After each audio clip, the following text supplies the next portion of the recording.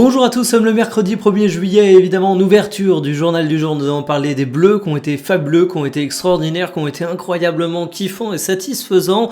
Bref, je manque de superlatifs pour vous décrire la performance de l'équipe de France, certes face à un modeste adversaire, mais on va pas bouder notre plaisir. On parlera également côté rencontre de la Côte d'Ivoire qui affrontait la Norvège, qualification pour les Norvégiens, et du Mexique qui affrontait l'Équateur, qualification pour les Mexicains.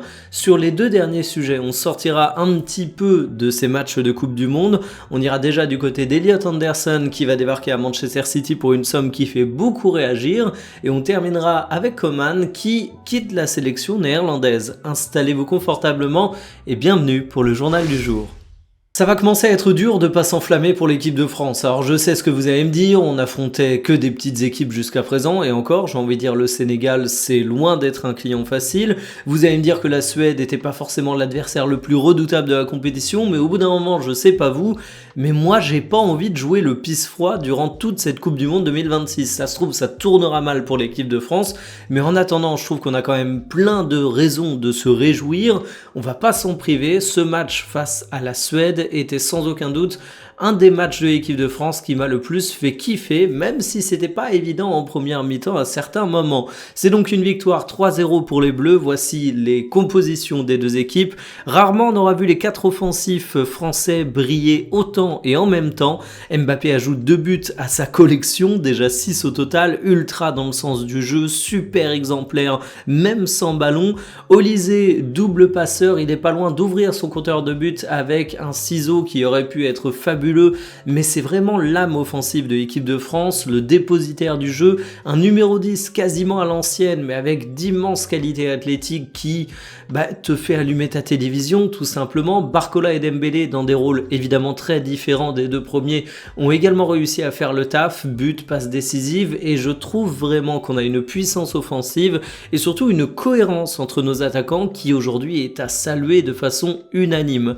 Il y a un mec qui était particulièrement attendu, c'était Lucas Digne à la place de Théo Hernandez. Je ne cesse de dire que Lucas Digne a une autoroute, mais qu'il apprend en vélo, donc c'est compliqué. Ici, je dirais pas qu'il a pris la Ferrari pour se lancer à 130 km/h sur l'autoroute. Je dirais sobrement qu'il a troqué le vélo pour une petite 50, on va dire, ce qui fait qu'à mon avis, il a plié les débats, mais c'est pas non plus le poste le plus fort de l'équipe de France, disons-le très franchement.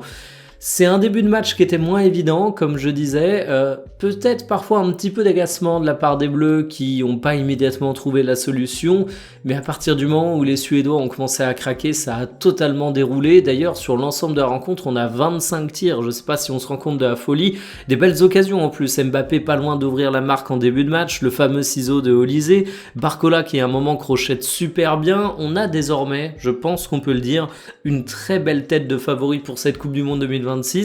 Alors attention, dans une Coupe du Monde, c'est loin d'être toujours le favori qui gagne, vraiment très loin de là, c'est même loin d'être l'équipe la plus forte qui remporte les matchs. On sera plus fort que le Paraguay qu'on va affronter au prochain tour, mais est-ce qu'on sera victorieux? C'est encore une autre question. Et puis sur la suite, on prendra, si on arrive à passer le Paraguay, soit le Canada, soit le Maroc. Ça va être des matchs intéressants, mais en tout cas bravo Deschamps, bravo les Bleus.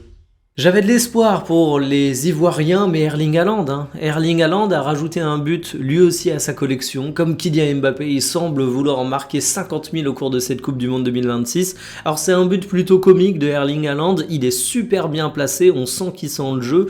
Mais alors sur la finition en elle-même, même sur la réaction de Haaland au moment où il touche le ballon, t'as vraiment l'impression qu'il marque sur un malentendu. C'est pas un malentendu, il fallait être au bon endroit, au bon moment, c'est un cyborg.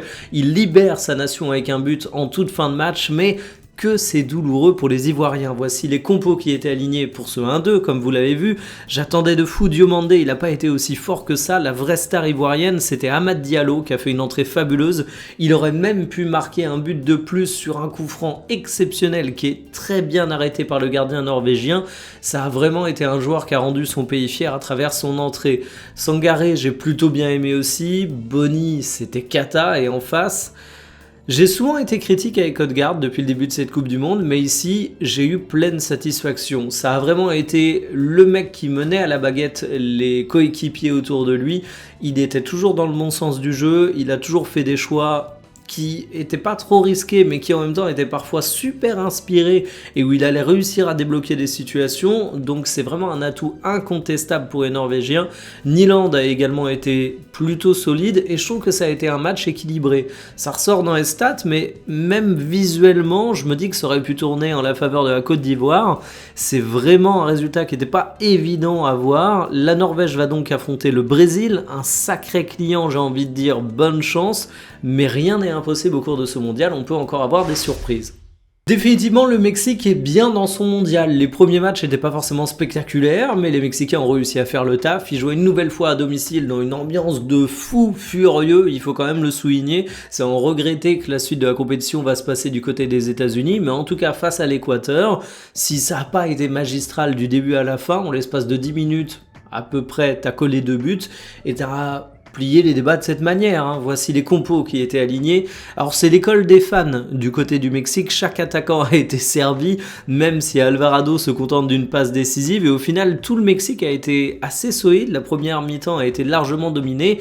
Ils ont aussi bien été aidés par un côté droit de l'Équateur qui a complètement pris l'eau, disons-le. Alors en seconde mi-temps, les coéquipiers de Pacho ont montré un petit peu de réveil, mais Valencia, il est passé à côté de son mondial de A à Z. La compétition est famélique pour lui. Caicedo au milieu de terrain, il a été valeureux au cours de cette rencontre, mais j'avais envie de dire bonne chance mon bonhomme parce que t'es drôlement seul et en fait ça a manqué de qualité pour faire des différences individuelles au cours de ce match. Je pense que c'est ça que le Mexique a eu. C'est une solidité qui n'a pas eu à affronter un joueur particulièrement au-dessus du lot offensivement, donc c'est resté relativement stérile pour l'Équateur. Un Équateur qui n'aura pas fait une compétition riche en buts, c'est le moins qu'on puisse dire. Concernant la suite de l'aventure pour les Mexicains, eh bien ce sera Angleterre ou Congo, derrière ce sera Brésil ou Norvège. Bon ben bonne chance parce que ça fait quand même de sacrés clients. 130 millions d'euros à mon époque, ça voulait dire quelque chose. Mais aujourd'hui, qu'est-ce que ça veut dire dans le football, 130 millions d'euros? Elliot Anderson. Alors, c'est un joueur que j'adore, c'est un joueur que je respecte, c'est un joueur que je considère excellent. Vous allez voir l'analyse, mais il faut avouer que c'est pas non plus la star mondiale du football. C'est pas Kylian Mbappé, c'est pas même Paul Pogba. À l'époque où il était transféré à Manchester United, c'était surpayé Pogba à l'époque, mais il y avait le côté icône. Elliot Anderson, c'est pas forcément le mec qui fait lever les foules, et s'il est très connu du côté de l'Angleterre et de la Première Ligue bien évidemment, c'est pas un nom qui fait rêver tous les jeunes du monde entier en matière de football. Par contre, vous allez le voir, si on parle terrain, je trouve que c'est un transfert qui justifie. Question d'entériner la question du prix, pour moi, il coche la Sainte Trinité. Sa valorisation officielle est à 75 millions d'euros, il a un contrat jusqu'en 2029, mais la Sainte Trinité, c'est que c'est un international anglais qui joue dans un club de Première Ligue et qui va signer dans un club de Première Ligue. Quant à ça, tu sais que tu peux ajouter un certain pourcentage au transfert et que c'est forcément un joueur qui va coûter cher. Si j'ajoute à ça le contrat long, la jeunesse et évidemment la qualité du joueur, c'est carton plein.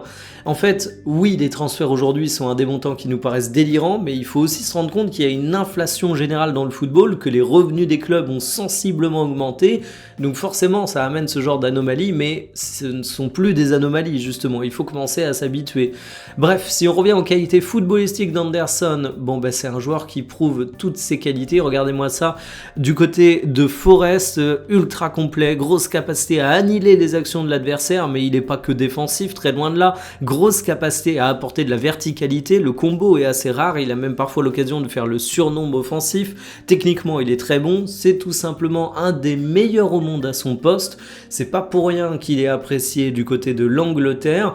La seule interrogation, ça va être le passage de son équipe actuelle à Manchester City où tu as quand même une petite marche à franchir, mais son déficit de notoriété en dehors de l'Angleterre ne doit pas vous induire en erreur, c'est un joueur monstrueux. Terminé pour Coman sur le banc des Pays-Bas, après 3 années de bons et loyaux services, il pose son retrait et pour cause, la sortie en 16e de finale, ça fait quand même tâche, mais je peux pas m'empêcher de trouver le scénario un petit peu cruel pour les Néerlandais, tout simplement parce que tomber face au Maroc en 16e de finale, c'est pas un cadeau, les Marocains ils sont hyper forts et on peut même pas mettre ça sur le compte d'une contre-performance des Pays-Bas en phase de groupe puisqu'ils avaient terminé premier, et en plus premier dans une poule pas évidente composée du Japon, de la Suède et de la Tunisie sur qui tout le monde a marché, certes, mais les Japonais auraient pu prétendre aussi à la première place. J'ajoute dernier point que les Pays-Bas avaient une belle équipe pour ce mondial, mais qu'ils avaient tout de même pas mal d'absents. Donc finalement, tu te prends un tirage catastrophique, t'as pas mal d'absents, tu te fais sortir ultra tôt, mais face à une grosse équipe du Maroc. Compliqué, hein. Il n'empêche que j'ai quand même quelques reproches à faire sur Coman, sur comment il a géré la sélection néerlandaise, et au bout de 3 ans, je me dis que ça peut être une bonne chose de passer à un nouveau sélectionneur, mais je pense qu'il y aura également des réflexions de fond à se faire, notamment sur les leaders néerlandais. Tu as également quelques joueurs cadres qui sont vieillissants, donc à voir la suite, mais en tout cas, ça aura été une dernière expérience douloureuse en Coupe du Monde pour Coman. Terminé pour le journal du jour, cet après-midi, vous commencez à avoir l'habitude, gros débrief à 2 avec le foot en cuisine de cette rencontre de la France face à la Suède. On est globalement très enthousiaste sur le match. De mon côté, je développerai un petit peu ce que j'ai dit au cours du débrief, parce que là, comme d'habitude, j'ai dû aller en format express et essayer d'aller très rapide, mais il y a des choses également qui m'ont laissé un petit peu plus sceptique. Il y a aussi des choses qui m'ont laissé hyper enthousiaste et sur lesquelles j'ai pas forcément eu l'occasion de développer, donc il y aura beaucoup de choses à dire au cours de cette rencontre, mais franchement, je sais pas vous, ce que je retiens, c'est quand même que j'aime cette équipe de France à un point assez fou. J'aime les joueurs qui la composent, j'aime les personnalités qui se dégagent à travers tous les insights que partage l'équipe de France, j'aime la manière dont on joue. Cette équipe de France est vraiment un coup de cœur sur tous les aspects, et ça c'est vraiment trop kiffant, donc bravo à Didier Deschamps pour ça, et aux joueurs et au staff dans son ensemble, je le redis. Sur ce, je vous donne rendez-vous cet après-midi, désolé pour le retard du journal, au moment où je tourne, je sais déjà que je serai en retard, c'est compliqué en ce moment avec le rattrapage des matchs, bref, à tout à l'heure, salut.